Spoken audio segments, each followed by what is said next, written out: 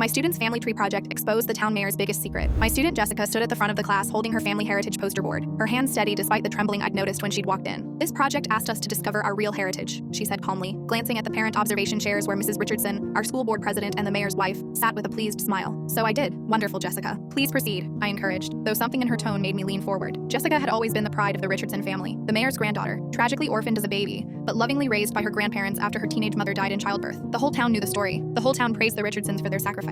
I started with the standard ancestry websites, Jessica began, unveiling the first section of her poster, looking for information about my mother, Sarah Richardson, who died 17 years ago. Mrs. Richardson nodded approvingly from her chair. Behind her, Rebecca Richardson, the mayor's younger daughter and our teaching assistant, shifted uncomfortably. But I couldn't find any records of Sarah Richardson dying in 2007. The classroom quieted. Mrs. Richardson's smile flickered, so I dug deeper. Hospital records, birth certificates, death certificates. Jessica moved to the next panel. Sarah Richardson did exist, but she didn't die in 2007. She died in 1982, 25 years before I was born. Jessica, you must be confused, Mrs. Richardson interrupted, standing slightly. I thought so too. Sarah Richardson was actually my great-aunt, not my mother, which raised the question, who were my real parents? She revealed the next section, a family tree, but with question marks in crucial places. The assignment required DNA evidence for extra credit, so I took a test. So did Rebecca. Jessica looked at her aunt in the back row. She agreed to help me understand our family genetics. Rebecca had gone pale. The results were unexpected. Jessica pulled out a sealed envelope. According to the DNA analysis, Rebecca Richardson, who I've called my aunt my entire life, is actually my biological mother. Gasps rippled through the classroom. Phones appeared despite the no-phone policy. Mrs. Richardson stood fully now. This is inappropriate. Stop this immediately. But that's not the most interesting part, Jessica continued, her voice stronger now. The paternal DNA told a different story. She revealed the final panel. Mayor Richardson's photo next to a DNA result. 99.8% probability of paternity. My grandfather is actually my father. The classroom erupted. Mrs. Richardson was screaming about privacy and family matters. Rebecca was sobbing. I stood frozen, watching 17 years of carefully constructed lies crumble in my 9th grade classroom. You wanted me to embrace my heritage, Jessica said over the chaos. This is my heritage. A 14-year-old girl sent away to hide a pregnancy. A baby raised as a sister to her own mother. A town believing a lie because it came from their beloved mayor. Jessica, please, Rebecca finally spoke, her voice breaking. You don't understand everything. Then explain it. Did you want to keep me? Every day, Rebecca whispered. But they said if I didn't play along, they'd put you up for adoption. At least this way I could watch you grow up. The silence that followed was deafening. 25 teenagers witnessed the complete destruction of our town's most powerful family. Several were recording despite my belated attempts to stop them. I found the receipts, Jessica added quietly. $30,000 a year in brief counseling that was actually hush money. The boarding school that was actually a home for unwed mothers. The birth certificate that was altered. Mrs. Richardson fled the room. The mayor arrived within minutes, demanding Jessica stop. But she'd already submitted her project. Already revealed everything. By lunch,